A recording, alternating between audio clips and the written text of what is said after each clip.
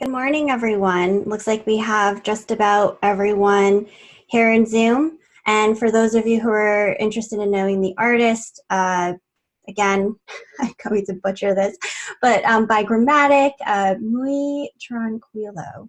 So that was a song that was played today. All right. So today we are going to dive into Intro to Color Theory, and everything that we'll talk about will be available in Training Kit for you to review if there's anything that you need to go back to at the end of our lesson or while you're working on your assignment. And if we go into project, the assignment, which we'll go over at the end of this lesson, is also listed here for you to view. I do ask that you have a few things ready, and so I've listed it in the Slack channel. We'll continue to work off of our Anchor Challenge, and today we'll be focused more so on color. So have your Anchor Challenge. Make sure that you have access when we go into our guided project. We are working off of the Intro to Color Theory module. So you can go ahead and create your own page, copy and paste what you have, or just go ahead and copy and paste the main board here. More to come with that. And then we'll also talk about how to use color contrast tools. So we'll be using a tool called Spark that works well across different design tools. So we have them listed here. And if you happen to use something that's different, I believe this is supposed to represent InVision Studio, maybe something else. But if you have a tool that you're using that does not allow for the Stark plugin, you can always revert back to this contrast-ratio.com. And then there's other things that we'll touch on, like Peloton. And then at the end of class, I'll talk about the UI feedback Slack channel. Great. So I wanted to say that I took a peek at your assignments, and I was really, really happy to see a lot of the tweaks that you need to your wireframes. Some of them improved dramatically just based on a couple of the human psychology principles that we reviewed yesterday. So I wish you all could have seen me. I'm sitting here at my desk and I'm looking at this and I'm like, yes, like you all are getting it. So I'm really excited for the rest of this unit. And today we'll talk about color. You all will get a chance to work on color as part of your assignment. And for some of you, I may have added a few comments. I know you will be meeting with your TLs this afternoon to discuss more, but I just want to make sure that we're all heading in the right direction with our work. That being said, any questions with the assignment from yesterday or anything that we reviewed?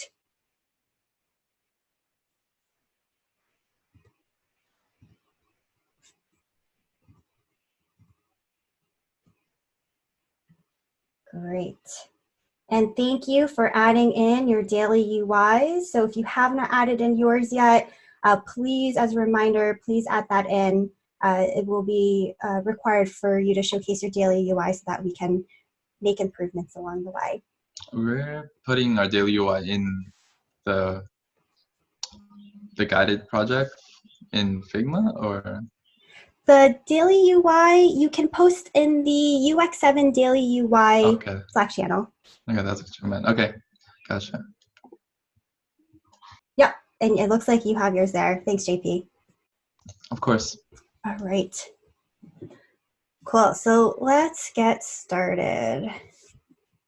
And let me just bring up my module.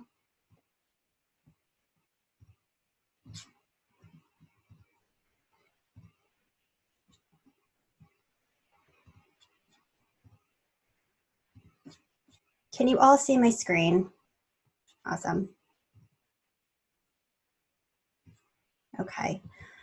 So like I said, we'll be diving into understanding color, just an introduction to this. And basically at the end of this lesson, I hope that we'll all come away with one, understanding the basics of color theory, being able to understand how color influences emotion as well as accessibility, and understanding how to work with color. Now, just applying this to a real life scenario, in most cases, being able to understand color and being able to create your own color palette when it comes to designing experiences, most likely you'll be working with a company that will already have a style guide in place. Therefore, you won't necessarily need to create your own color palette. Something will exist. But unless you're working at a brand new company, you're the first designer, they have literally nothing there, then you might be tasked with this. So as part of our guided project, we'll walk through how to create a color palette, but I would also encourage you to lean on tools that already exist that will make your life easier. We'll talk about how to find color palettes through inspirational sites like Dribbble or through Peloton and the link that I shared earlier.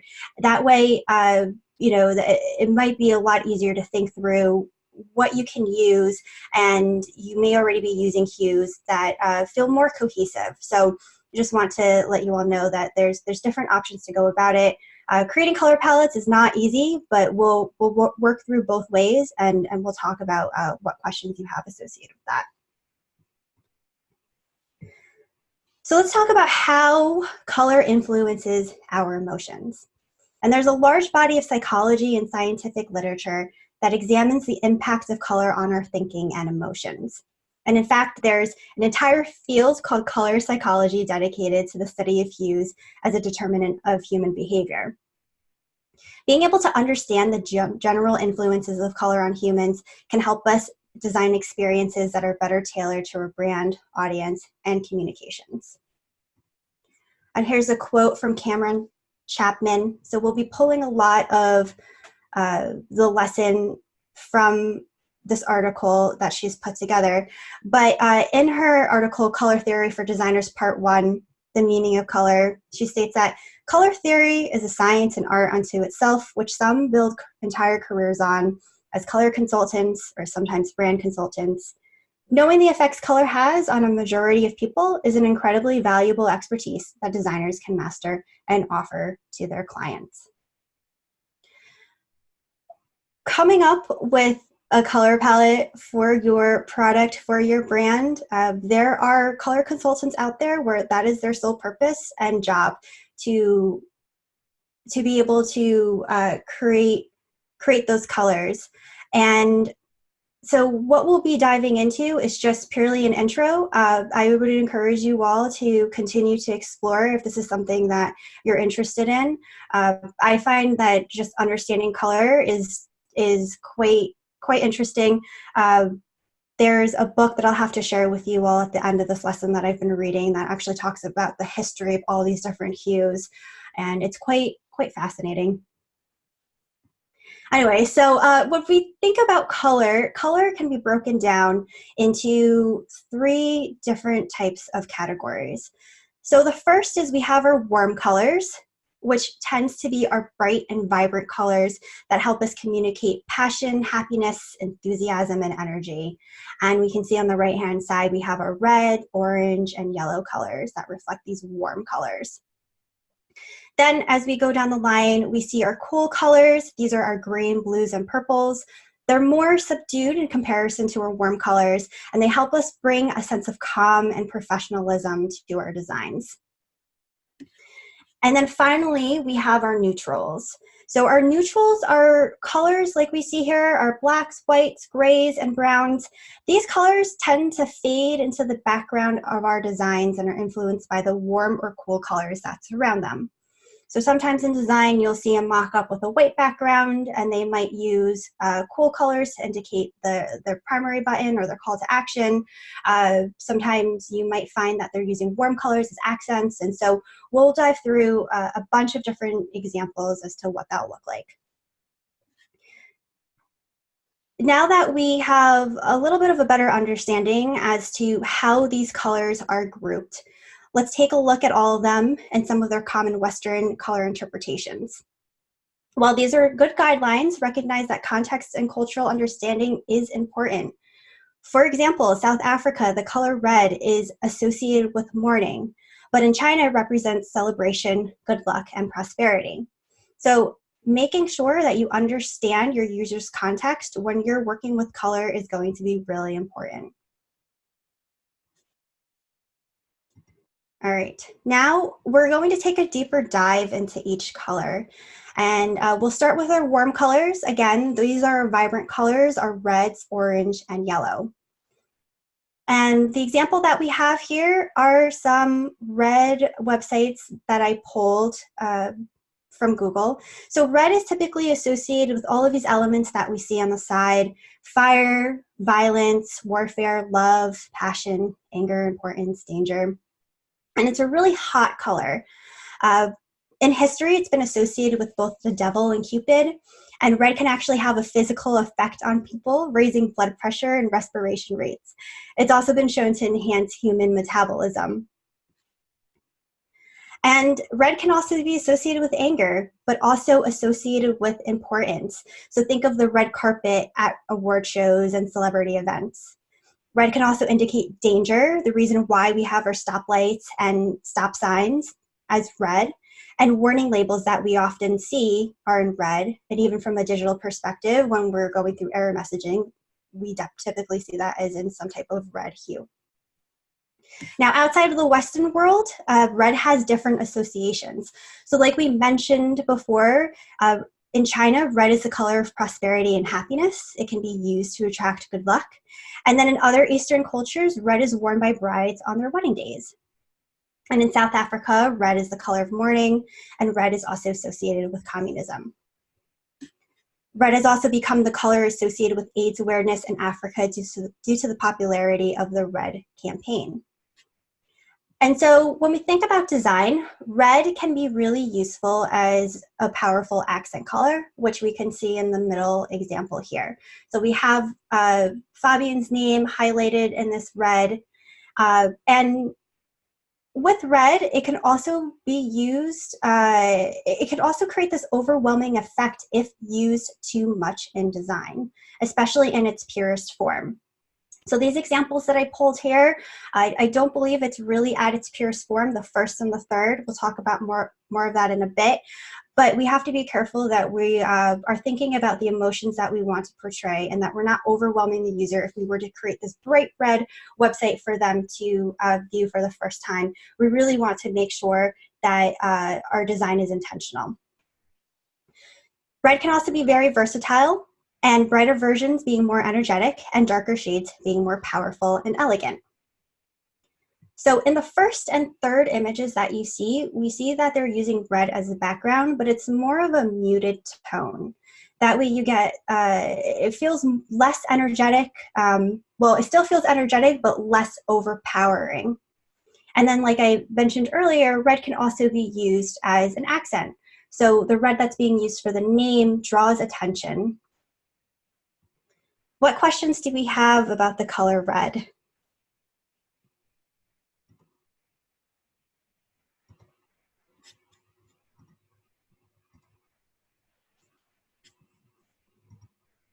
Okay.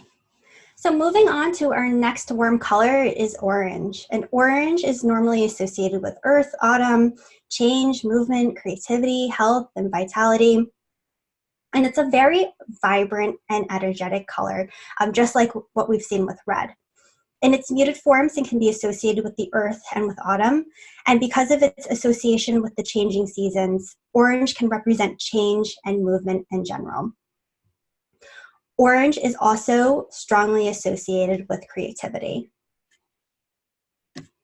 Because orange is associated with the fruit of the same name, it can also be associated with health and vitality.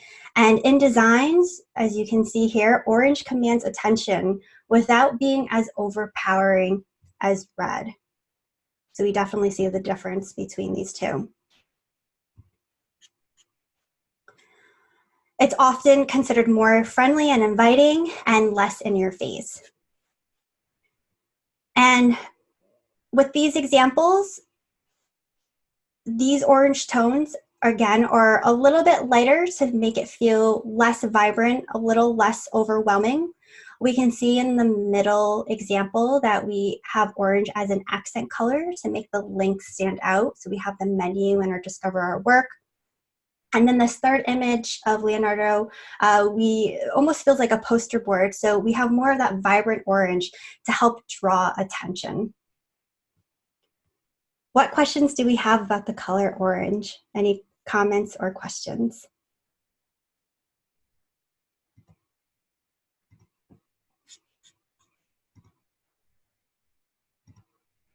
Okay.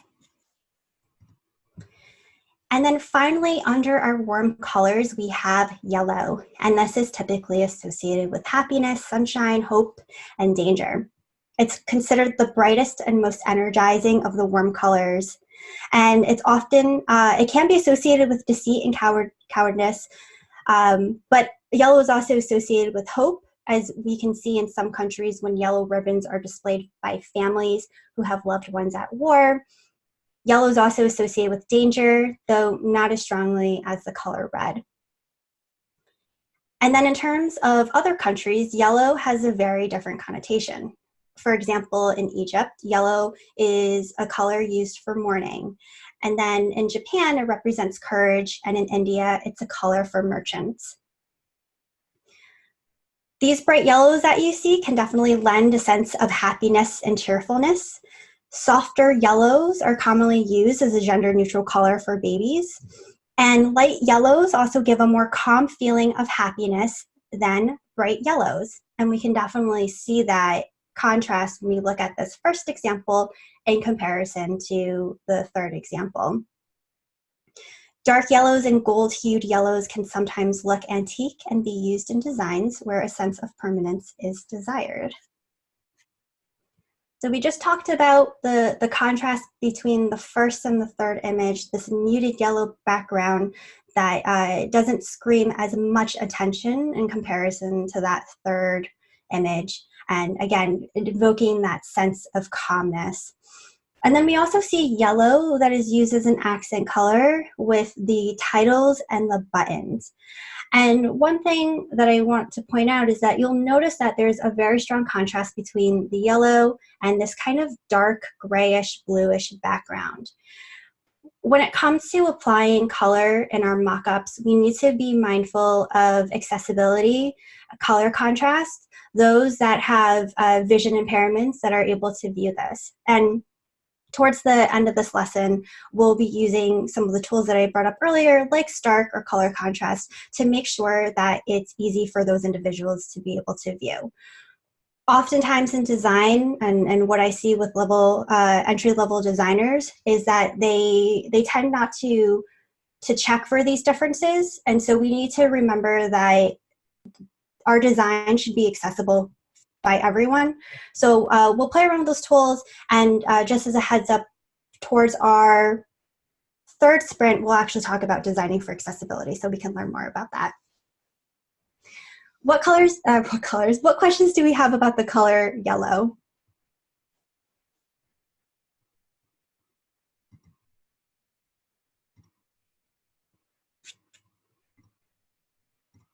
Okay. All right, next we are diving into our cool colors. And these cool colors are going to be our greens, blues, and purples, creating this sense of calm. Green is associated with new beginnings, growth, renewal, abundance, envy, wealth, and stability. And green is a very down-to-earth color. It not only represents everything that we've talked about on those bullets on the left-hand side, but green can also represent lack of experience. And green also has many of the same calming attributes that blue has, but it also incorporates some of the energy of yellow. In design, green can have a very balancing and harmonizing effect. We also see designs that are in green that are related to wealth, stability, renewal, and nature. Brighter greens are more energizing and vibrant, while olive greens are more representative of the natural world. Dark greens are the most stable and representative of affluence. And the examples that we see in front of us are a couple of different ways where we have these shades of green. So in the right-hand side, we have more of a muted form. On the left-hand side, we have more of this darker green color that represents more stableness. And then in the middle, green is used throughout as an accent color. So they are sticking with this neutral background, this white background, but in terms of their header and some of the dividers, as well as that chat icon and illustration on the bottom, they're focused on this green, these shades of green as their accent pieces. What questions do we have about the color green?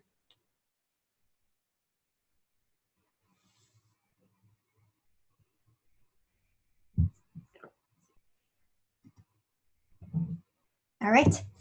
So next we have blue, continuing on these cool colors.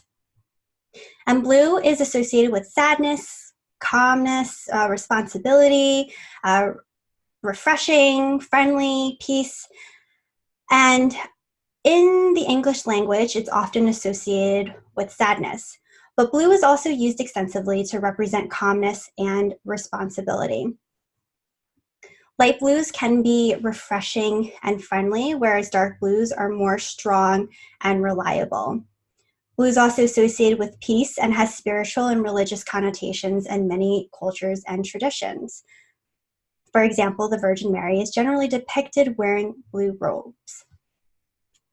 And the meaning of blue is widely affected depending on the exact shade and hue.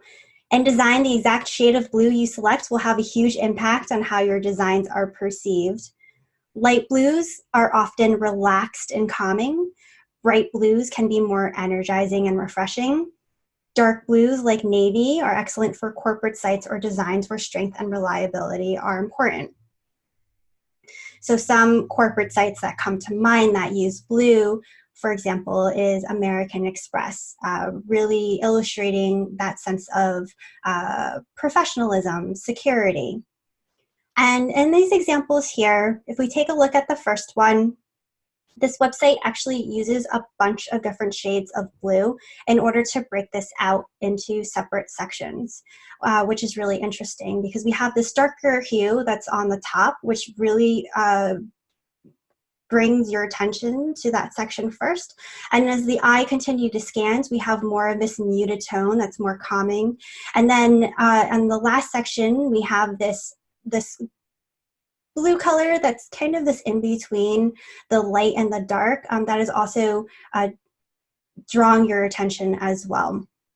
And so it's really interesting how it's set up in different sections here. And then in our middle website, we have our base color, again, kind of like our accent color that this website's primarily using in their logo and for their buttons.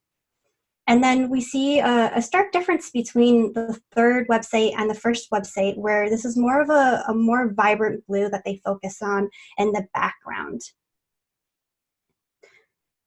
What questions do we have about the color blue?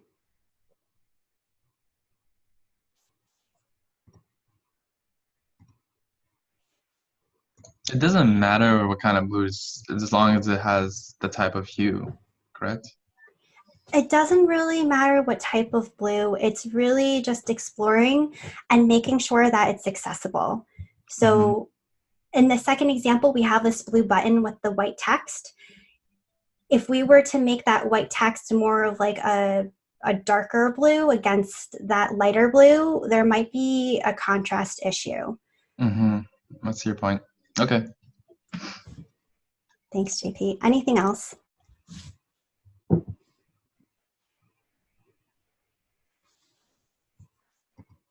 Awesome. All right, so we'll continue on to this last cool color being purple. So purple is associated with royalty, creativity, imagination, romance, luxury. And in ancient times, dyes were used for creating purple hues.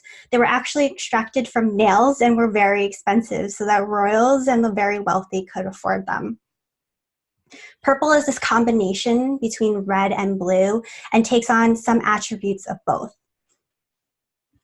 In Thailand, purple is the color of mourning for widows. Dark purples are traditionally associated with wealth and royalty, while lighter purples, such as the lavender, are considered more romantic. In design, dark purples can give a sense of wealth and luxury. Lighter purples are softer and are associated with spring and romance.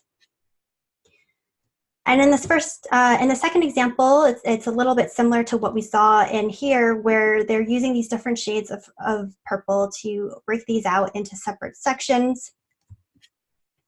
We also see that in the last example, Jet uses this darker purple to represent its logo, but it's also used throughout the website to call out important call to action buttons. So we see on the top, it focuses on this free shipping over $49. As we continue down the page, we have other call to actions like save for later, remove, adding additional raw almonds to the cart, moving it to same or next day delivery. And then as we continue down, again, focusing on that color as a primary call to action so that the user can move on to the next part of their journey. What questions or comments do we have about the color purple? I apologize for the question, but what's the difference between purple and orange, because it seems to me they both embody creativity? Yeah, so the biggest difference between the two is orange is going to be more of a warmer color that is going to represent being more vibrant. I would also say that it, as used in backgrounds, it could create a sense of making the user feel a little bit overwhelmed unless you're using a more muted form. And then with purple, we're playing into these cool colors. So it's also giving that sense of calmness. It's not as overwhelming when you're looking at the site for the first time in comparison to using a more vibrant color. Mm-hmm. Okay, I think I get it. Thank you. Sure. Any other questions that I can answer?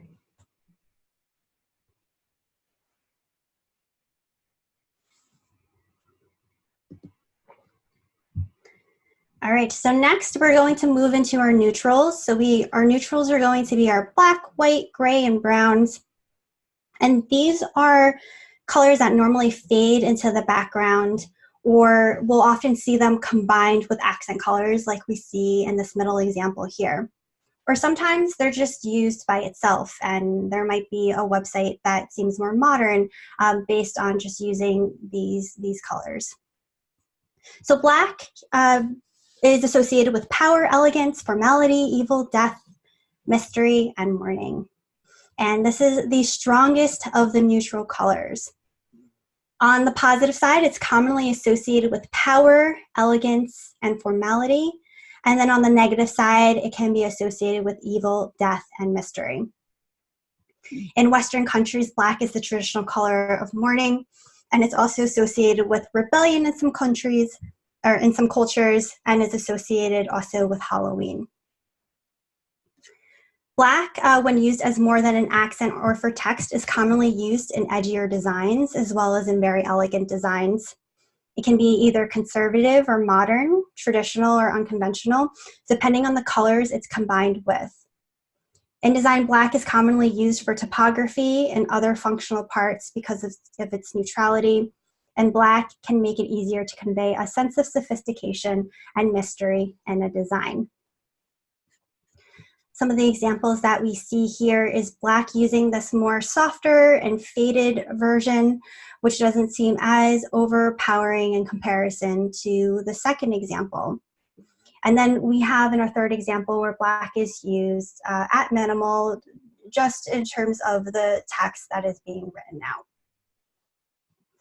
Now, I mentioned briefly yesterday how we never want to use a pure black as any of our colors in our designs, just because it can create this feeling of making the user overwhelmed. And so I actually want to switch over and show what I mean by that.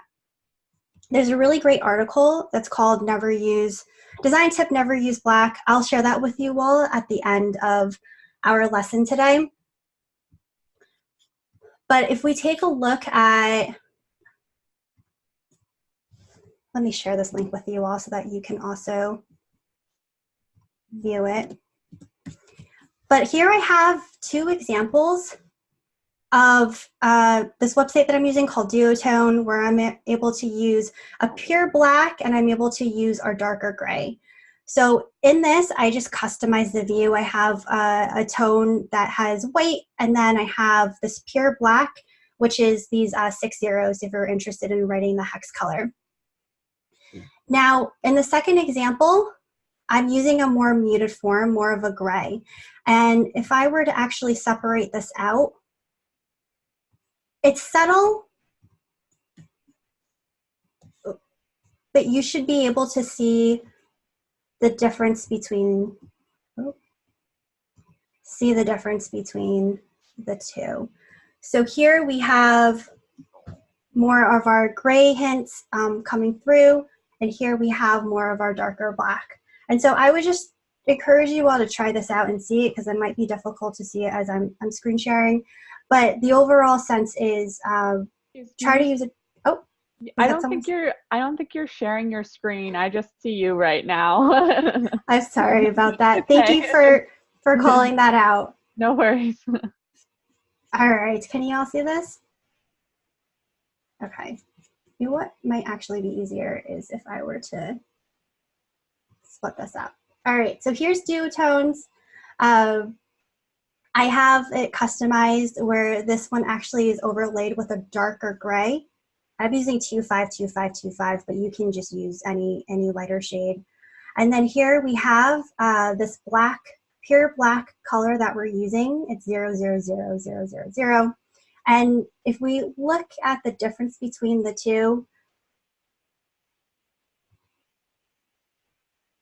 you can definitely see that using this gray is going to seem less overpowering. So as you go throughout your designs, and let's say you are planning to use the color black, I would recommend trying a darker, not a darker, but lightening out just a bit and making it a gray text color. And I'll be sure to share that article that I was talking about earlier with you at the end of this lesson. All right, what questions do we have about the color black?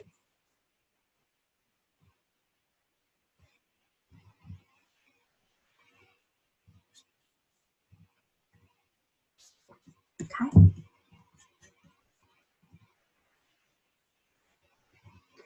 All right, so moving on along with these neutral colors, we have white. White, it's associated with purity, cleanliness, virtue, healthcare, weddings, goodness, and in Eastern cultures, mourning. White is going to be the opposite end of the spectrum from black, but like black, it can work well with just about any other color. In the West, white is commonly worn by brides on their wedding day. It's also associated with healthcare industry, especially with doctors, nurses, and dentists. So we think about doctors and the attire that they wear. And white is associated with goodness if we think about how angels are depicted often in white. However, in the East, white is associated with death and mourning. And in India, it's traditionally the color widows are allowed to wear. From a design perspective, white is generally considered a neutral backdrop that lets other colors in design have a larger voice. White can help to convey cleanliness, simplicity, and is popular in minimalist designs. White in designs can also portray either winter or summer, depending on the other design motifs and colors that surround it. And in these examples, especially on the first and third one, we see this white background that is contributing to this modern look and feel. And then in the middle, we can see white as an accent color that is used to, again, continue with this minimalist feel, but making this text stand out in contrast to its background. What questions do we have about the color white?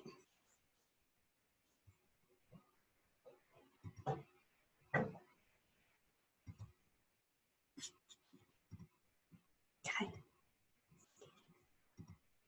All right. Then we have gray, continuing on with these neutral colors, associated with moody, conservative, formal, sophistication.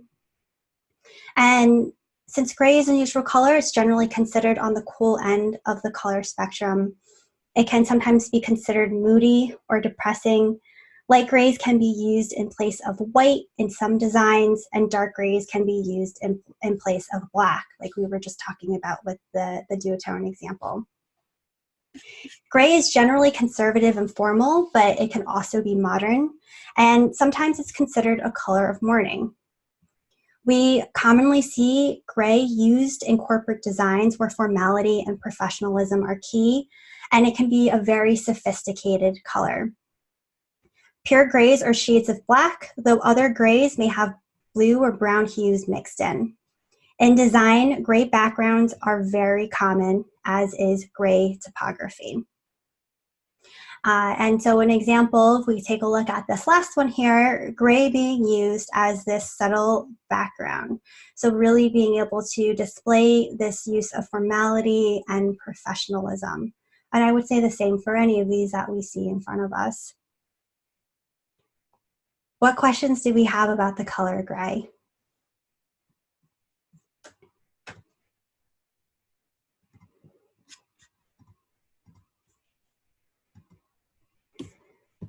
Okay, so our last of these neutral colors is brown, associated with earth, wood, stone, dependability, reliability, dullness. And brown is associated with all of these and is a completely natural color and warm neutral. It's also associated with earthiness and can be considered a dull color. In design, brown is commonly used as a background color. It's also seen in wood textures, sometimes in stone textures, and it can help bring a feeling of warmth and wholesomeness to designs. It's sometimes used in its darkest forms as a replacement for black, either in backgrounds or topography. In this first example, we see that this brown is used more as an accent color and focused more on its for its primary button. And then brown in the second image will have its lighter tint on the top with this darker tint on the bottom, again, using it to break out sections. And then in this last one, brown used really as this sort of creamy brown background to make it feel warm and earthy. What questions do we have about the color brown?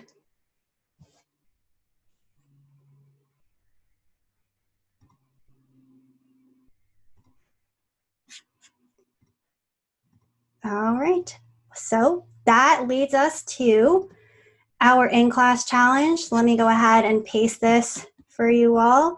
But I would like for you to take a look at your Anchor Cinema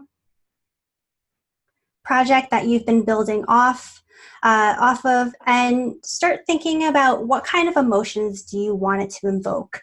What colors would you use? And we'll spend 5 minutes taking a look at that. And so I will drop the screen in Slack, put on some music, and we'll reconvene in 5 minutes. Melissa, do you want us to just come up with a color palette for it, or? Nora, you're ahead of the game. So you don't have to, we'll get to that in a bit, but if you would like to explore color palettes with some of the links that I shared earlier, go for it. Cool, thank you. Sure. Any other questions? Great. All right, so that is uploading. Let me reset this, and I will play some music.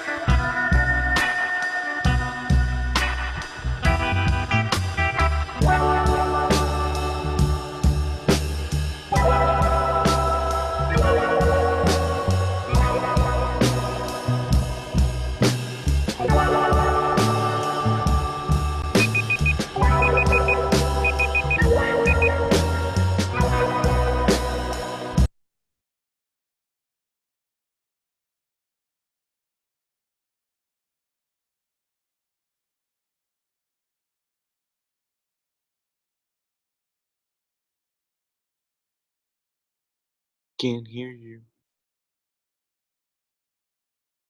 Oh, sorry. I was talking on mute. I, Ivan, I had actually called you out. I was wondering if you were raising your hand or if you were scratching your ear. All right. Would anyone else like to volunteer?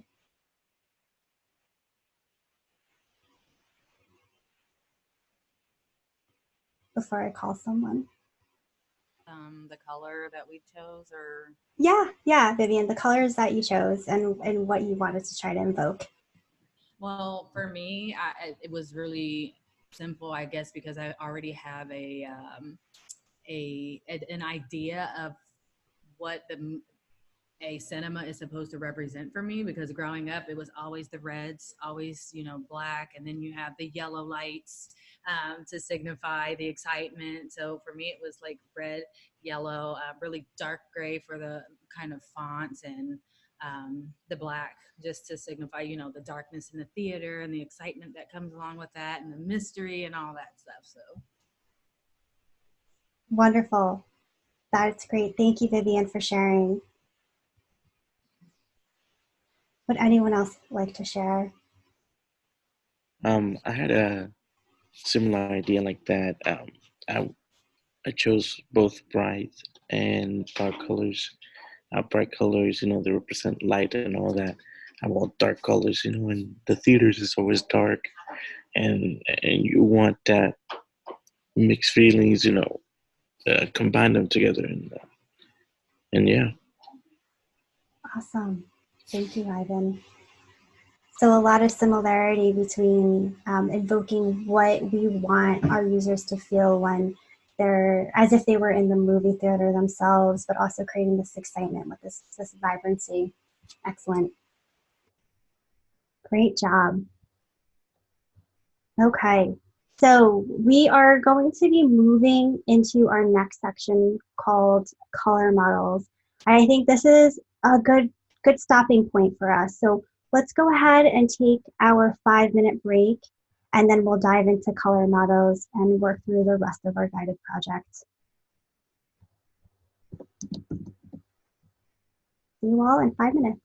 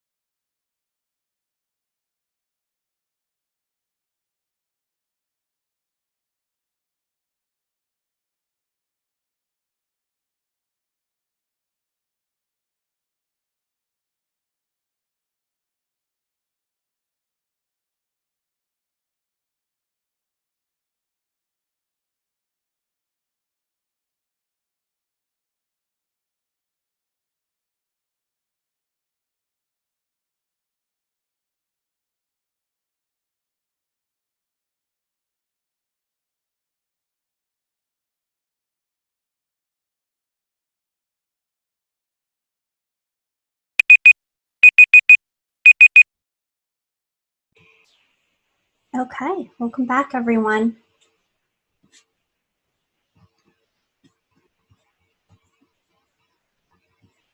So for this next piece of the module, we'll talk about color models, and I'll be going back and forth between Figma and the lesson just to showcase what I'm talking about, to give a more realistic explanation.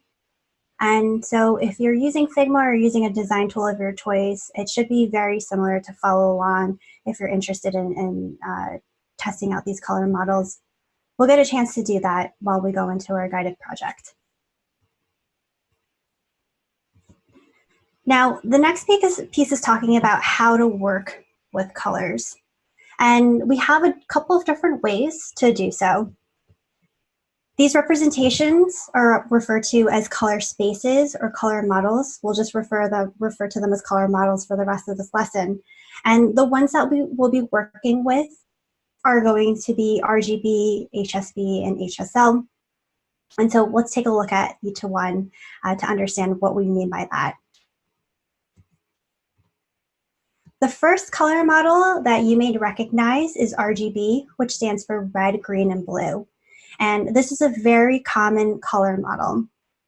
Essentially, the colors red, green, and blue that we see on the left-hand side is added together in various combinations to reproduce a spectrum of colors.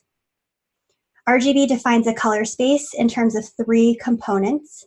Red, green, and blue all range from a brightness level from 0 to 255, with 0 representing black and 255 representing white.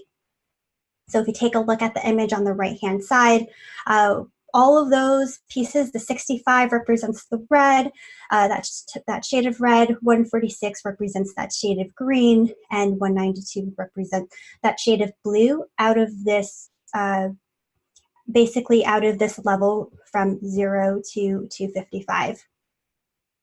And RGB is important because it's how computers and displays interpret colors. It's also useful when thinking about hex codes, which we'll get to in just a bit. So as a real example, if I were to dive into Figma,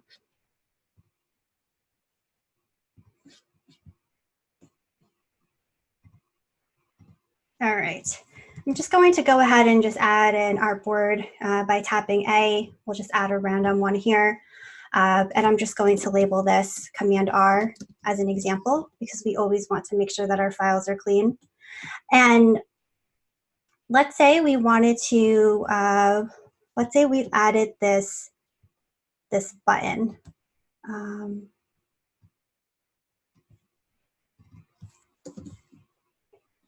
And let's say we were exploring its color. So by using this RGB method, if we were to click on the fill, we're able to adjust the type of color model that we're interested in using. So some of you might be seeing something different. If you just click on the drop-down menu, you'll have a bunch of different items that you can view. So we'll just start with RGB. Now, RGB is not really the easiest type of color model to use just because of the scale, 0 to 255. It's a little bit difficult to arbitrarily say, oh, well, I know what kind of red I'd like to use because it's 193, 43, 43. It's just not that easy to interpret or understand. So if I were to move this around, we could see gradually that the numbers change. And as we continue to its highest point, which is 255, that is going to be a version of white. And if we continue to scroll down all the way to 000, that is going to be black. So key point here is just recognize that RGB is a color model that you can use, and you can certainly go into each one and play around with it. So if I were to increase the amount of red, or if I wanted to increase the amount of green, I would just manually go in and just try out, you know, what would work well. So for this, just understand how it works, but you don't necessarily need to remember or be able to pick out what this RGB is for red or this RGB is for green. What questions do we have about RGB?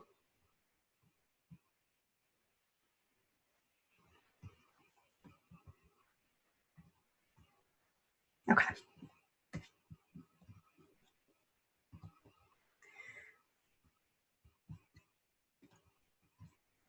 So that being said, because it's quite difficult to wrap our heads around how we would pick out a color, we have two other color models that we can refer back to, which is HSB and HSL. So HSB stands for hue, saturation, and brightness. This HSB model was created in 1978 by Alvy Ray Smith, and basically it's just a more human-friendly way of being able to describe color. So the HSB color model defines a color space in terms of three components. The first, which is the hue, which is also known as the color type, such as red, yellow, or blue. The second, S, which stands for saturation, is going to be the second component. And saturation is going to be the intensity of the color. 100% is going to be its brightest intensity. And then the third component is the brightness. The brightness is going to be literally just the brightness of the color, and it's going to range from 0 to 100%, same as similar to the saturation. So 0 is always going to be black, depending on the saturation, and 100% will be the brightest possible version of that color. And I'll show you an example in Figma.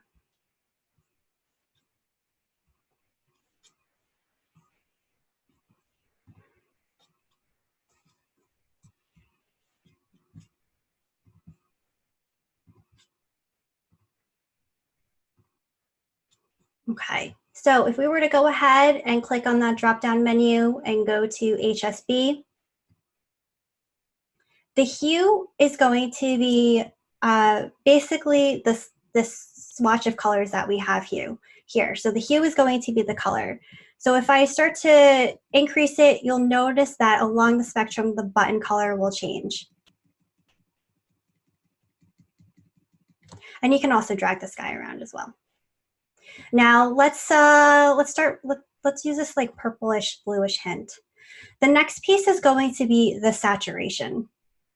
So again, saturation is going to be tied to the intensity of the color. So if I were to increase it, you'll notice that little dot move towards the right-hand side of the screen or of that color picker.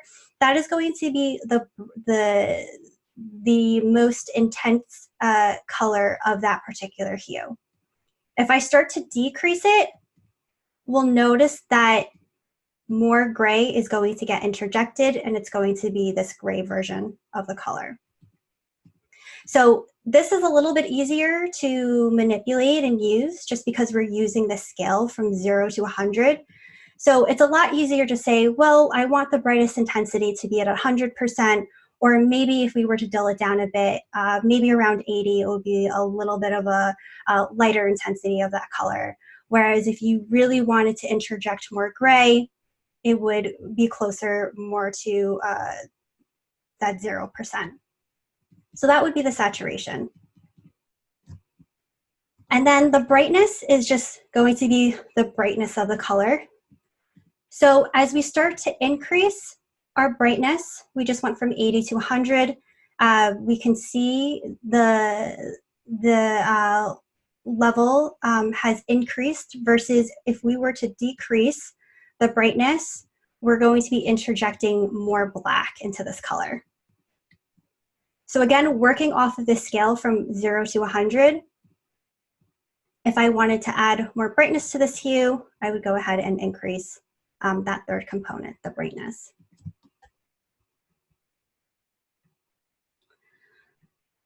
All right. What questions do we have about HSB, hue, saturation, brightness?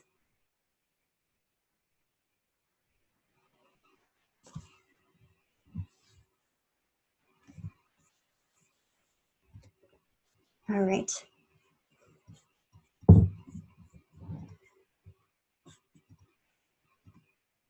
Okay, so then let's move on to our third color model, which is HSL, which is hue, saturation, and lightness. So the biggest difference between HSB and HSL is going to be its third component. They're going to be very, very similar, but they're not exactly the same thing. And while we should be familiar with all of these different color models, most designers actually prefer to use HSL just because it maps closest to our innate understanding of color.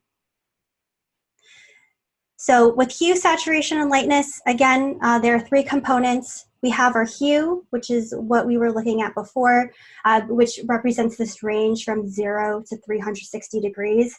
So if you're actually in your file right now and you go ahead and adjust the hue, 0 is going to represent this red that we see on the right-hand side. And if we refer back to this circular grid in front of us, 0 degrees also, you can see, represents red. And as we go across this spectrum, if we were to land at 90 degrees, we would be at around this green color. If we were to go to 180 degrees, we would be at this cyan color. And if we were to land at 270, we would be around this purple color. So that would be how the scale works for that. Then saturation, again, like we just talked about, is going to be the variation of the color. And this is going to be dependent on lightness for HSL. So it's going to continue to range from 0 to 100%, 100% being the brightest intensity and 0% being a shade of gray. And then what's different is this lightness, which is also known as luminance or luminosity. This is going to be the amount of white and will also range from 0 to 100%. 0 is going to represent black and 100% is going to represent white. So if we switch gears and take a look at Figma,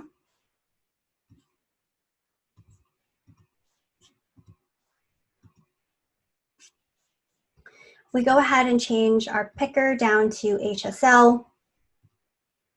The biggest difference between HSB and HSL is going to be the third component, which is the lightness. So if we were to increase it, we'd be adding more white, 100% being the whitest possible version of that color. And then if we were to decrease it, we'd be interjecting more black. So 0% being the blackest version of that color. So in comparison to all of these color models, HSL again is more commonly used in design, and this again maps back to not just, thinking back to RGB, where we kind of had to try to figure out, where out of this 0 out of 255, rather than using that, we can just play around with the colors here and say, okay, 100% is going to add more white, 0% is going to add more black, and so forth. So what questions do we have about HSL?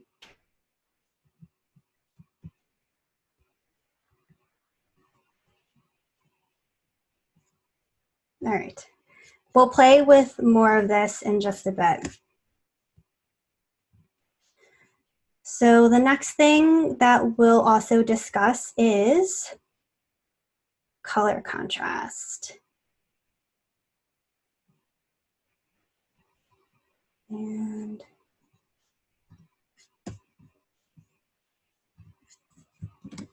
let me just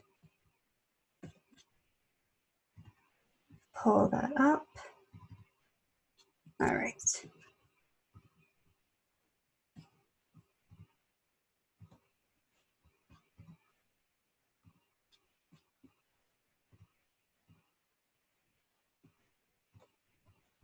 Oh, all right. I forgot one more. So the last piece actually is hex codes.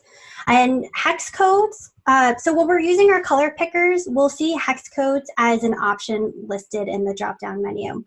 And they're typically these little string of characters that we see. And the example on the right-hand side, we have a hex color, which is this shade of red that's represented by these 6 digits, the 563030. Now, all of the color models that we just reviewed, the HSL and HSB, they are able to generate a hex code. And this allows us to share exact colors between the color models. So think of them as fingerprints for a specific color. Hex codes are really going to be useful because then we're able to code color into our user interfaces. And computers and browsers, they use hex codes to interpret and display colors. This is also going to be really important when you're working with developers. So in this 4th sprint, you will all be working in a cross-functional group. You will all be working with a developer. And what will happen in that case is rather than giving them an HSL or HSB, because the hex codes work across all color models, you would give that person the hex color in order for them to be able to pull that and build it out. Now, another thing to also keep in mind is that hex colors are not something that you have to memorize. You will always refer back to this color picker to be able to pull what that is. So going back to Figma, right now we're working off of a HSL color model, but if I were to pull the hex code, I could just click on the drop down, go to the hex code, and I would be able to copy this and share this with other designers or developers. In the 4th sprint, we're going to talk about team collaboration. So there are ways to make this process easier through other tools. But for now, I just want you all to get familiar with what this is. So what questions do we have about hex codes?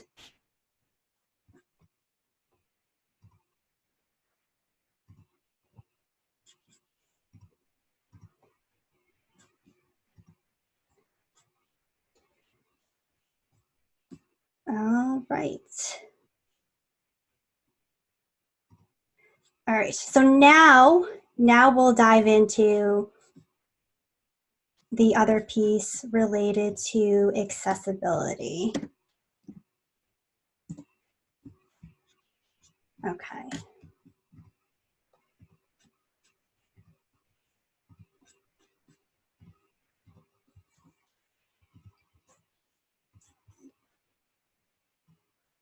Now, when it comes to picking colors for projects, we've just gone through the whole understanding color, going through color theory, but one thing to keep in mind, and this should be a part of your process in the very beginning, is to consider how your mockups are going to be visually perceived by all sorts of users, including users with disabilities.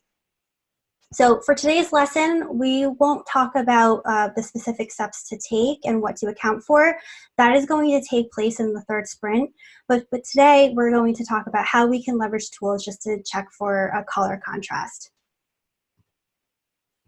So in order to make sure that our color palettes that we're pulling are accessible, there is a guideline from the Web Content Accessibility, also known as WCAG.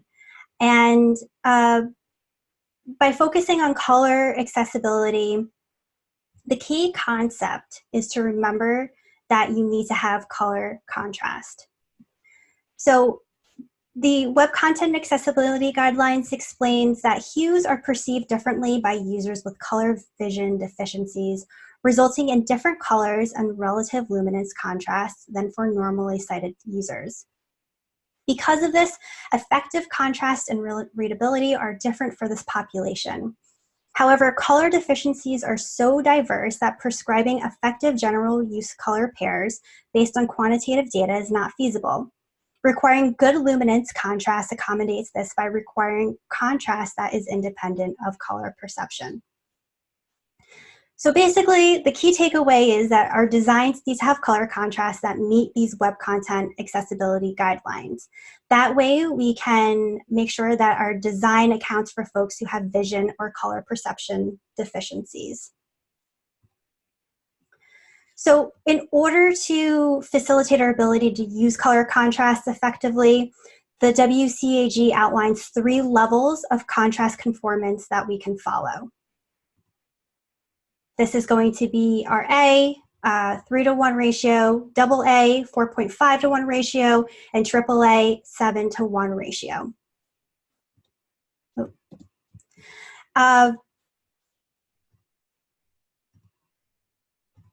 Okay, so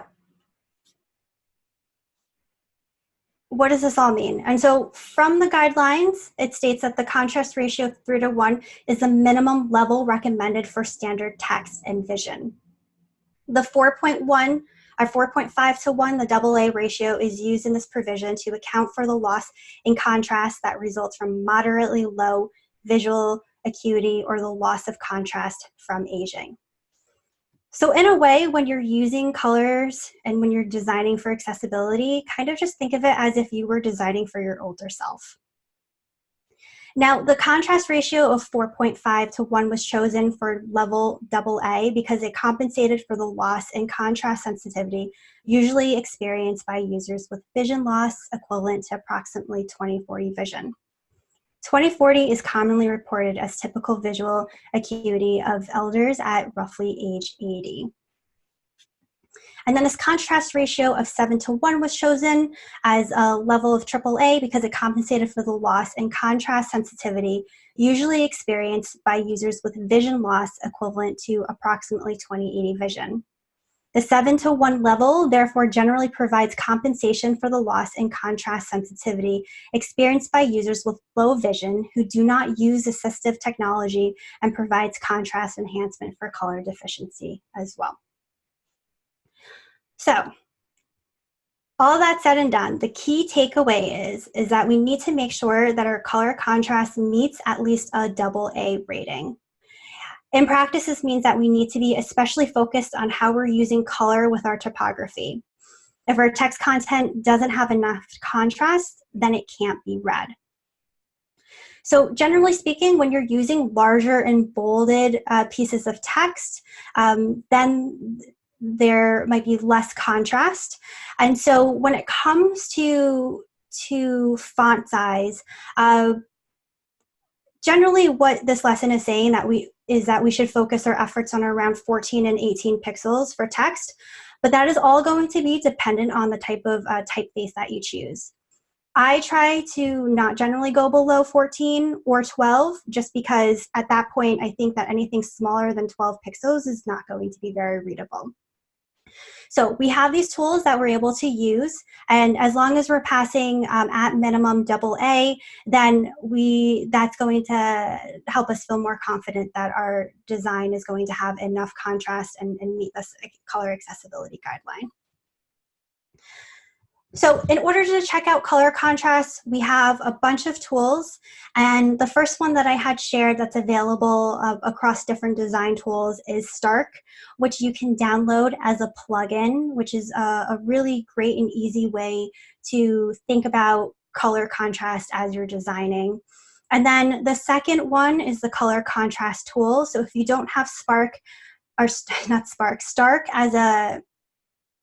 a plugin available for your design tool of choice, then you're able to use this contrast ratio to check between the color differences. So before we go into those tools, what questions do we have about color accessibility?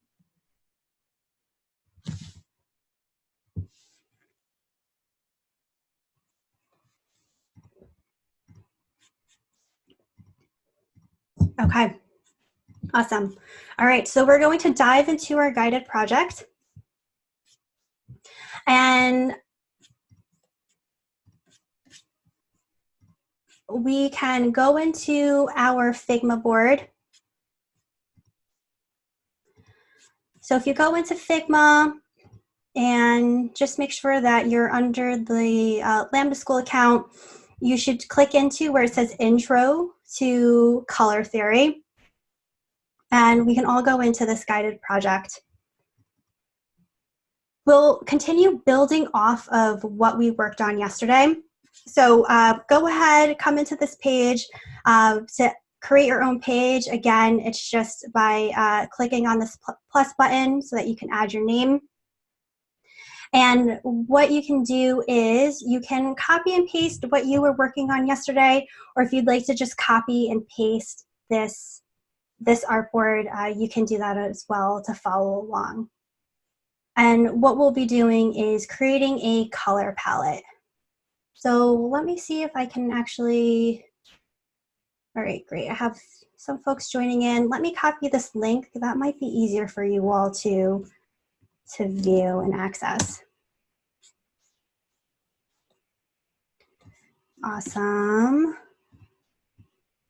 All right, so don't forget to add your page and your name, and that would help me out a lot. So yesterday I actually went back to a few of the artboards and added in comments, and that was really helpful for me. So the earlier I can try to catch things, the better, and then that way you're also getting feedback. And the TLs too, if they're in here, they can also weigh in. So I'll just wait a minute for people to add their pages in.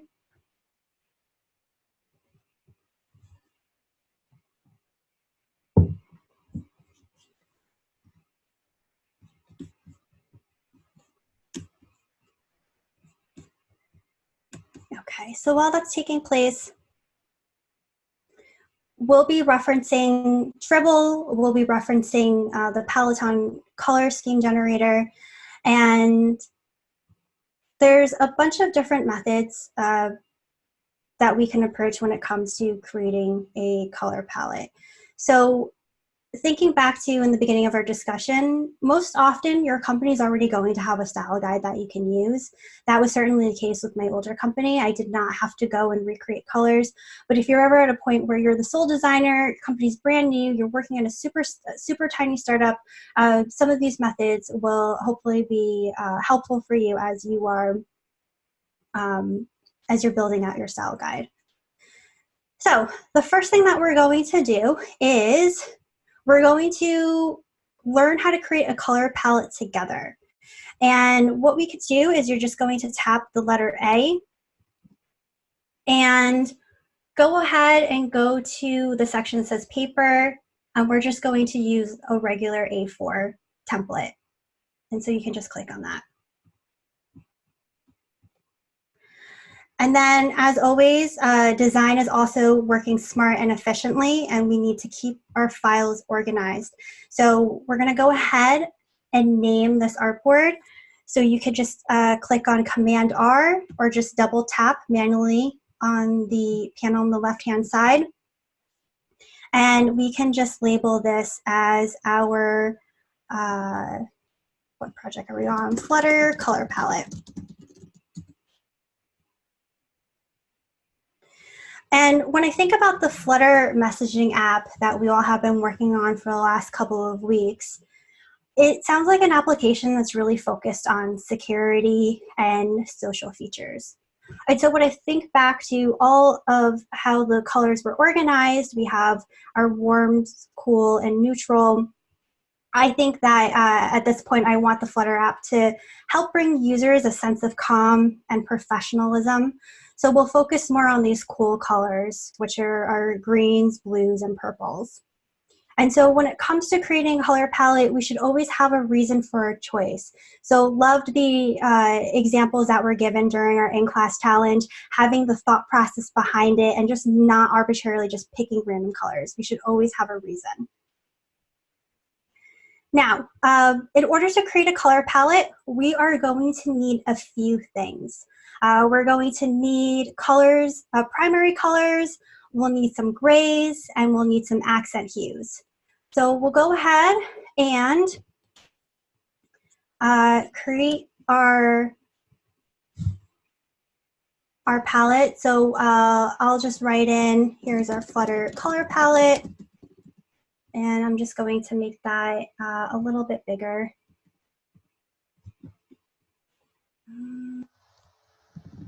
Great, so we have our Flutter color palette. And then, like I said, we'll need our primary colors, our grays, and our accents. And so we can just create separate categories for that. So this can be focused on our primary.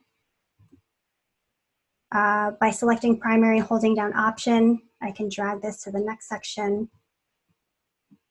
This could be our grays.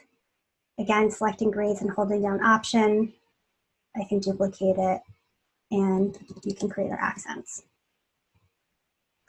So at this point, you should have your sign up page and this A4 template with all of these items listed.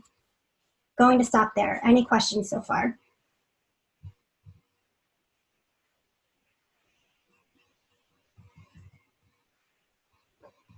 Okay. So in order to create a color palette, because we have these outlined here, let's begin by picking out a primary color. And generally a primary color is also known as the base color. It's typically used in logos and buttons. And if you think back to a couple of the examples that we saw when we're reviewing the colors, we had seen, I think with Jet, Jet had used a purple as their logo, and they had also used a purple as their primary button. So a good rule of thumb is your primary color should look good as a button. And rather than just picking something with the color picker, what I recommend is you can use an inspirational site like Dribbble. So if you all will go to dribbble.com, and it's Dribbble with 3 B's. And that's also available in the Slack that was posted earlier. You might see something like this, hopefully. This is actually, mine might look a little bit differently just because I have an account and I'm signed in. But you should be able to view, let me pull up Incognito. You should be able to view this dashboard. Okay, awesome. So you're gonna see something like this if you're not signed in. Now, we're going to pick a color. And so what we can do is if we click on filters, you'll actually have all of this different types of fields appear. And one way to pick our primary color is actually just by picking out something that we see out of this color picker that appears on the bottom of this input field. And because we're focused on cool colors, and because we want our application to represent professionalism, I'm going to pick a blue hue. And it's really easy to overthink, you know, which hue do I choose? Just pick any, just pick one that you think would work as a primary button. I'm picking one that's a little bit darker just because I'm thinking of accessibility and color contrast in the back of my head. So I'll pick a blue, and then what I'll do is I'll just scan through and get a good understanding of what that blue could look like. So not every mock-up is going to be using the same hue at 100%, but there's bits and pieces. So I'll kind of just take a look. If the blue is not something that I'm really interested in, let's say I had gone with a really light blue, and let's say I thought to myself, yes, this is way too light. This is not what I want the Flutter app to portray. I would just go back in and just test out different colors. So maybe I'll go for a darker blue. So as I continue along, some of these blues, they look good. I think they have enough intensity. I think that there's an opportunity for really making sure that it meets accessibility, which we can test later on. So let's go ahead and use this blue. And of course, if you're using a different shade, that's totally okay. All right. So if I go back, I am going to create the start of my palette, and I'm just making this a little neat, so I'm just rounding the corners, and then I'm going to paste in that hex code that we were just looking at into our fill. And so here's the start of our primary button. All right, I'm going to stop there. Any questions so far?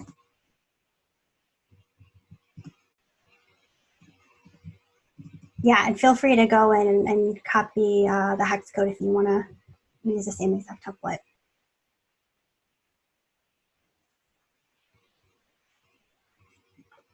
Okay. All right, so now we've just selected a primary color. And for our primary color, we'll need 5 shades. So what I will do in that case is go ahead and just duplicate. I'll go ahead and just duplicate all of your, create five shades, or 5 rectangles. So I just held down Option, grabbed, and actually, hopefully this will work. If I hit Command D, you'll be able to duplicate additional boxes, all evenly spaced. And what we're going to do is we're going to start to create different shades of blue. So our primary shade is going to be this blue in the middle, and so we'll start to work outside in, meaning we'll start to work on what the lightest form looks like and what the darkest form will look like, and then gradually we'll work through what these middle pieces are going to be. So we'll start at the lightest version here, and if we go into our color picker and we change it to HSL, we can see that our hue is out of the spectrum of 0 to 360 degrees is at 214. Then we'll see the saturation is around 80 out of 100, and we have our lightness at 43. What we want to do is create a lighter version of this primary color. So I would actually focus in on the lightness component, click into that, and if you hold down Shift and you click on the up arrow, we can gradually see that we're creating a lighter version of this primary blue that we've just selected. And for now, I am probably going to keep it at around 96, 97. And there's no scientific method. It's really all about exploring. So find something that works for you, but I'm going to keep it at around 97. Then I'm going to move on, again, working outside in. I'm going to select the 5th box here. I'm going to create this darkest version of this primary color, again, making sure that we're in HSL. And I will also go ahead and adjust the lightness.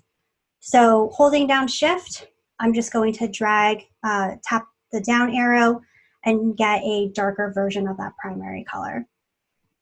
I don't want it to be, if we make it 0, it's going to interject all that black. So maybe what works for now is making it at around 21. Again, there's no hard or fast rules. You'll continue to explore what works, but let's just pick a dark shade. So we'll land with 21 for now. All right. Then we're going to work backwards.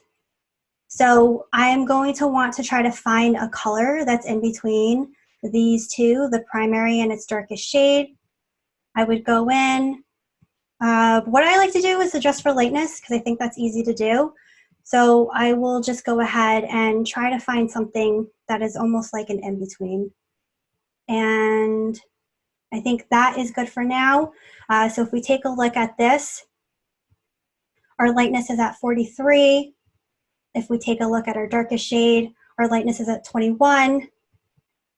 And if we take a look at the middle, we have somewhere in between, which is 53. So that seems to work. And then we'll continue to find a shade between this lighter blue and the main color. And again, I would go in and adjust for lightness. So going to go ahead and increase that. And maybe something like this works at 83. All right, so I have it at 81. All right, I'm going to stop there. What questions do we have about building out the primary colors? So the middle, the third one, is pretty much the default primary color that we chose, right? Exactly, yes. So this would be more, yep. Oh, sorry, go on. And then we just kind of work our way out. Yeah, okay. Exactly. So your primary color is going to be this middle color here is what I would typically use as like the color of the buttons. All right, what other questions do we have? Either about any of the Figma shortcuts that I've used or setting up the color palette. Was there a particular reason why, because the one that's 53 on the right between the middle and the darkest one is lighter. Is there a reason why you don't have that in the middle instead of like between the two darker colors? Oh, you're right, you're right. So here we have 21, 53, 43. All right. Kelsey, thank you for calling that out. So, let me just make sure I have this right. So you're asking why wouldn't this be in between these two? All right, I was muted. Yes. Okay. Yeah. So you could go ahead and move it over there. There's no reason. We just picked 5 and this is what we've come up with. But if you'd like to organize it, like let's say in terms of lightest to darkest, this would work too. Okay. Cool. Great question. All right. What other questions do we have?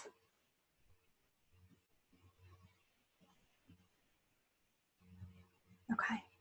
So just because I picked out 5 doesn't necessarily mean that we may be using all of these colors. And so what I've also seen in early designs is that because you have all of these color palettes, some folks feel like they have to add every single color in, and you do not need to. There may be colors that you'll frequently use, maybe 80% of the time you'll use this, and maybe for the other 20%, you'll be using this as a background color. So don't feel like you have to use everything.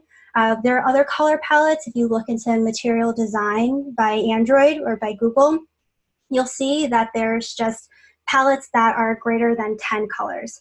So it will really vary between what your goal is, and it will also be dependent on the brand. So don't feel like you have to use everything. All right, so let's move on. This does not look spaced right. Okay, so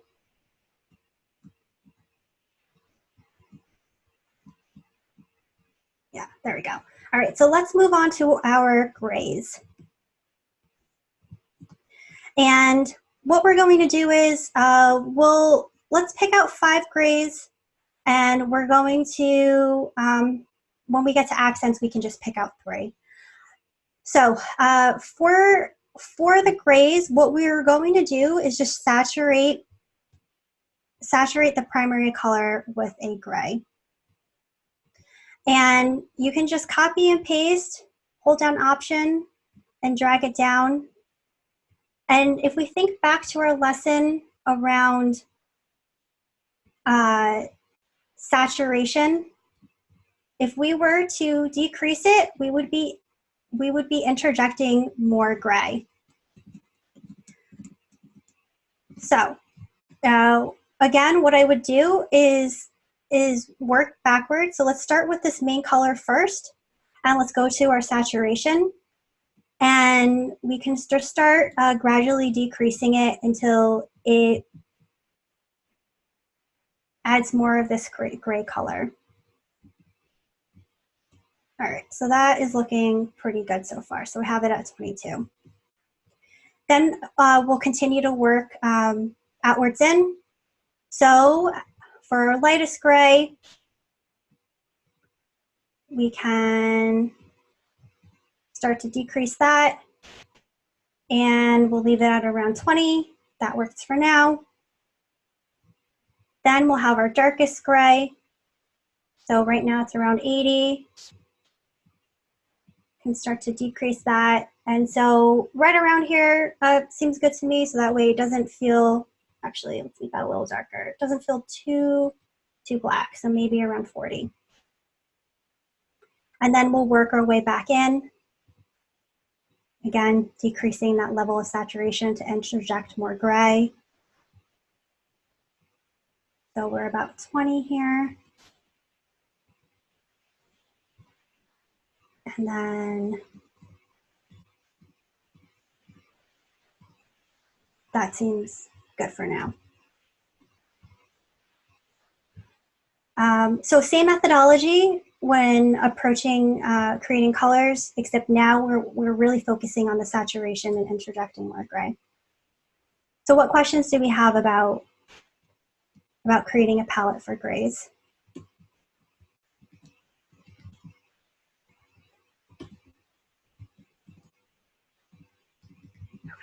Great. And then what we'll do next is we'll focus in on our accent color. What did I do? 40, okay. I'm just trying to make things neat here because you all will have access to this after we're done. So for our accent color, what I would do is we want our accent colors to make certain things stand out. So one thing that comes to mind is error messaging, where we're using this sort of this red color that we see in digital experiences to let the user know how they can correct their error. And so that might be a particular accent color that I would focus in on. And what I would do then is let's only focus on building out 3. I don't think that we necessarily need to have 5 different types of red to portray error messaging. But if we were to just copy and paste these last 3 here and drag it over to our accent,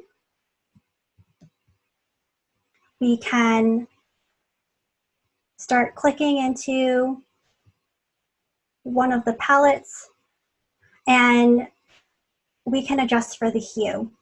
So thinking back to what we reviewed with the hue being on a scale from 0 to 360, 0 is going to get you closer to this red. So I would just click down in the hue area and I'm just holding down shift, or you can just drag this little filter over. And now we have this hue, this red tint interjected into our palette. Now this feels a little too dull just because we did decrease the amount of saturation. We had added a lot of gray.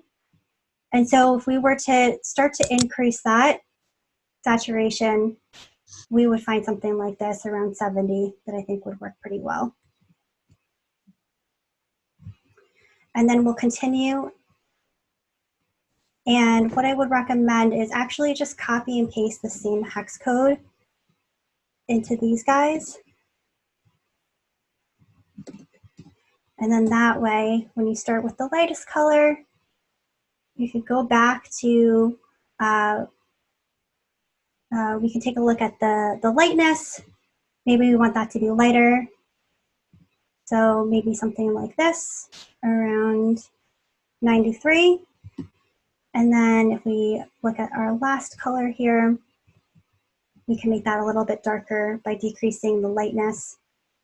Maybe something like this would work at 33. There's going to be a lot of back and forth between your designs and creating a color palette. So this is not going to be a one and done deal. You'll start applying a lot of these colors into your final design, and you'll see what works and see what doesn't work. And you may need to go in and adjust. Or maybe you find that, you know, hey, I'm only using these 3 colors. I don't need these extra palettes. Go ahead and remove them. So these color palettes that you're creating manually is just very, very exploratory. So I'm going to stop there. What questions do we have about creating a color palette? Oh, I had 2 questions actually. Sure. One is, so we have just created these custom colors. Could you show me a way how I could access them quicker? Maybe in the, you know how you have document colors and such. So that would be nice because I've noticed sometimes other colors pop up there. So if I want to restrict that to just these colors, so that's my first question. Second would be, where do textures go? Like sometimes you use transparencies or like a texture, maybe it has dots or, you know, shadows. Where would those go? That is a really good question. So the first one I'll get to in just a bit, but the second one with textures, that would also be added as part of the color palette here if there was a certain type of opacity that you were using. Shadows, you know, there would most likely be a separate style guide that would showcase what that would look like. So actually, let me share with you. I'll share this at the end of the lecture. I'll show you an example of material design and what their theming kit looks like.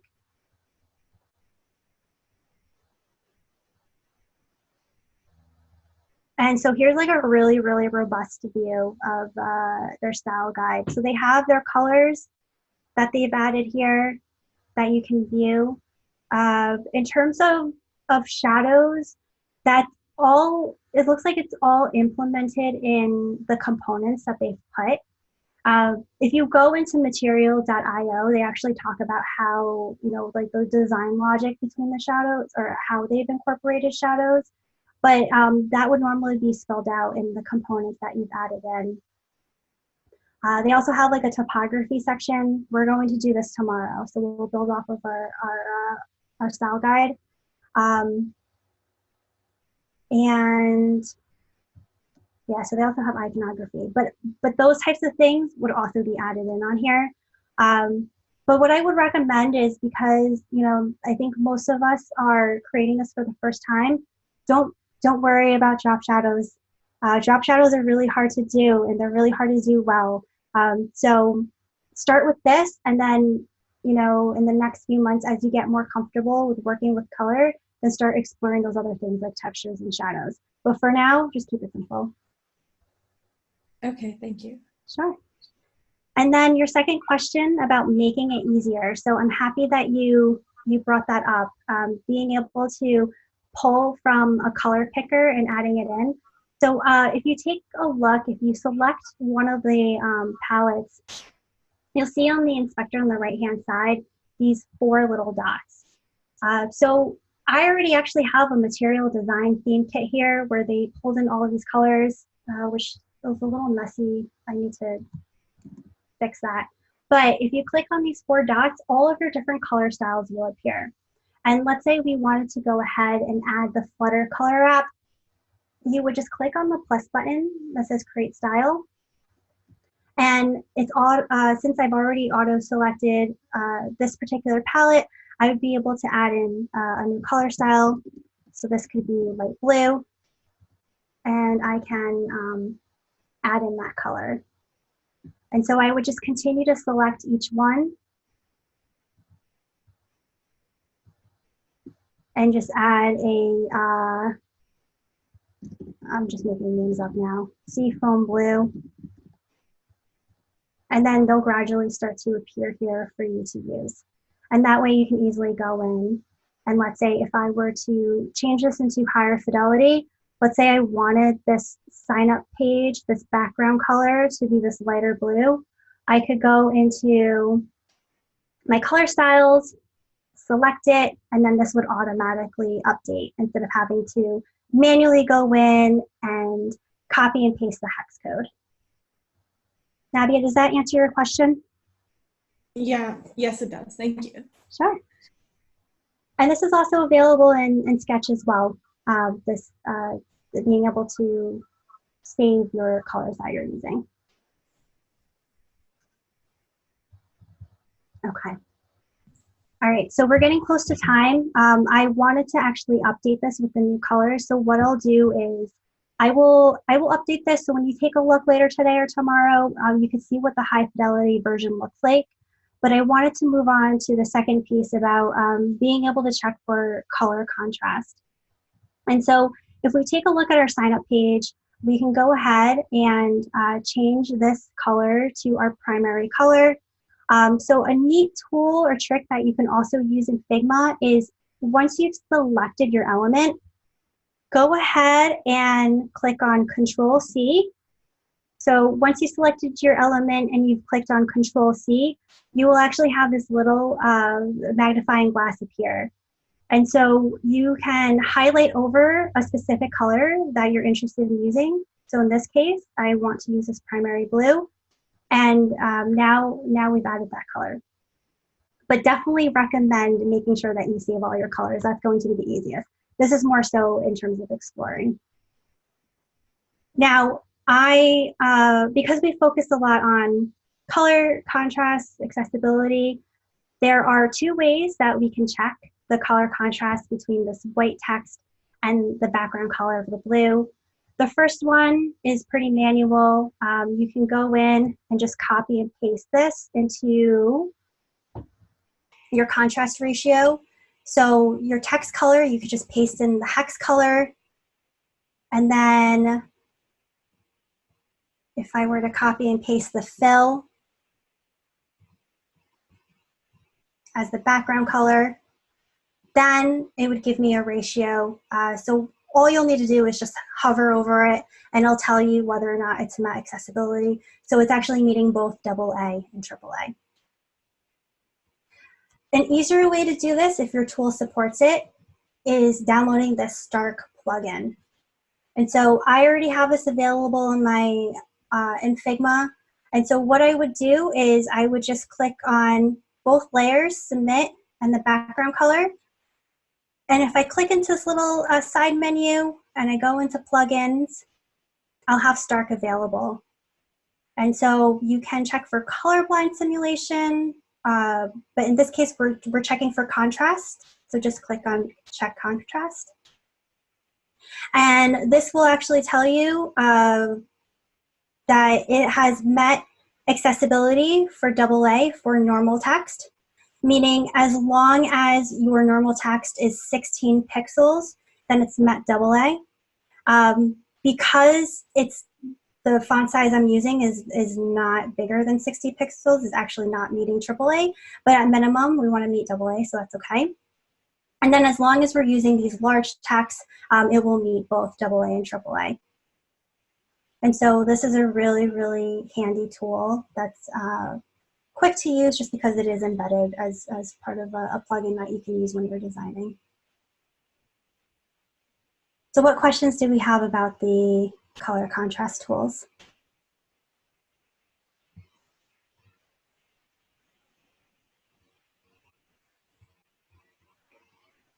Okay, cool. All right, so let's say, you know, Melissa, I don't feel confident in creating a color palette. This is something that I'll need to practice on. That's totally cool. I personally, this is something, you know, I would rather feel more comfortable using, let's say, a generator. There are other tools that you can use.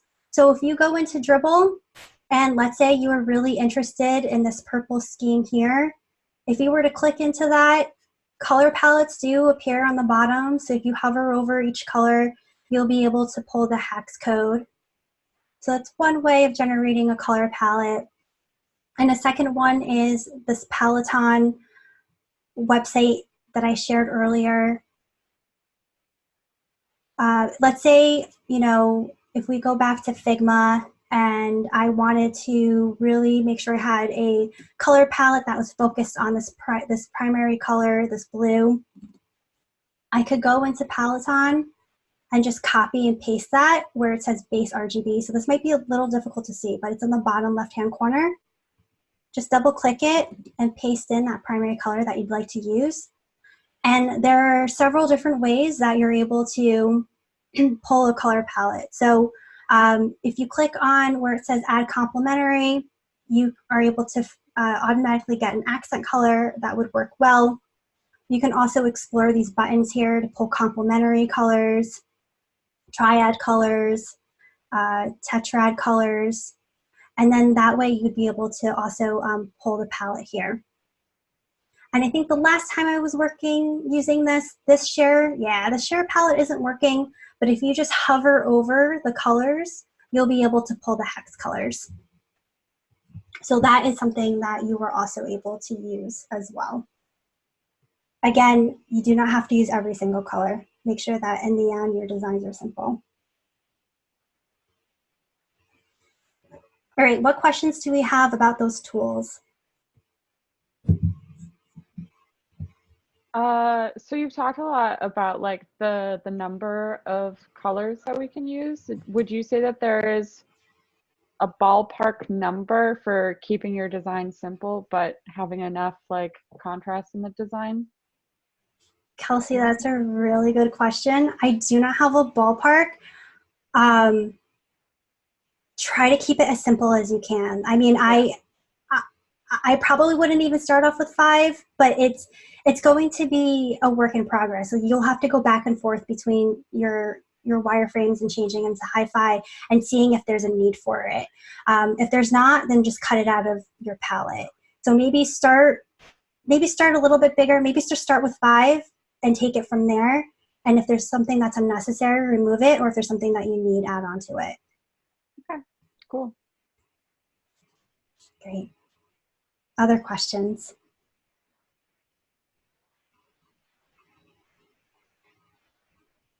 Okay. All right. So I'm going to clean this up. This is, I'll make this high fidelity for you all to view. And then what I'll do next is let's go over the assignment for today. So your assignment is going to be available in Training Kit. And you'll continue working off of your Build Week project as part of your afternoon assignments.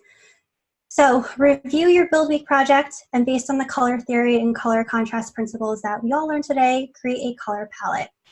Then take a screenshot or share a link of the color palette and add it to Google Doc. Add it to a Google Doc. Then explain the meaning behind the color choices. And then as a stretch goal, you could do the same for your Newsy project. As a second stretch goal, if you have extra time, there's something called the Adobe Capture CC app, which some of you may or may not have used. And we'll talk a little bit more about this next week when we talk about gathering inspiration. But this is a really neat app that I've used in the past. So a couple of months ago, I actually went hiking in Maine in Acadia National Park, and I literally did just this. I found some plants and trees. There was like this crazy yellow mushroom that appeared. I thought was so cool, these beautiful flowers. And I took a picture of it, and it automatically generated a color palette for me. So this is really, really awesome.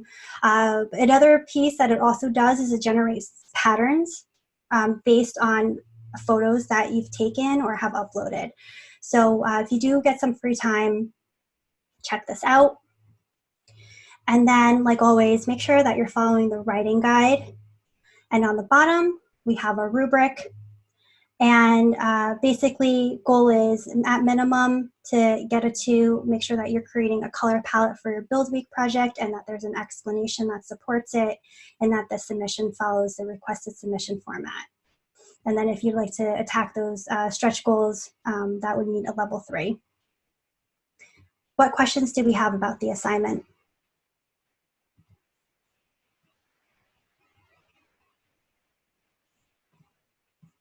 All right. All right, we're not applying the colors to the design, we're just giving you a color palette. Yeah, exactly. You don't have to worry about changing your wireframes to high fidelity. We'll actually have a lesson around that next week. So for now, just focus in on creating a color palette. You can explore on the side, just don't change everything over to your high fidelity designs yet. Other questions? Is there a word count for the explanation of the color meaning? Yeah, great question. There is no word count. The goal, as UX designers, you will be working a lot by writing and articulating your thoughts. So there's no minimum word count as long as everything is concise and meets the expectations of what I'm looking for, meaning you're able to explain your color choice. So whether it takes 3 sentences or it takes 250 words, that will be up to your discretion. Thank you. Sure. Are we explaining like why we chose the accent colors as well, or how we got like the process of getting it? So not just choosing our primary colors. Yeah, I would also share the explanation as to how you got the accent colors. Great question. What else?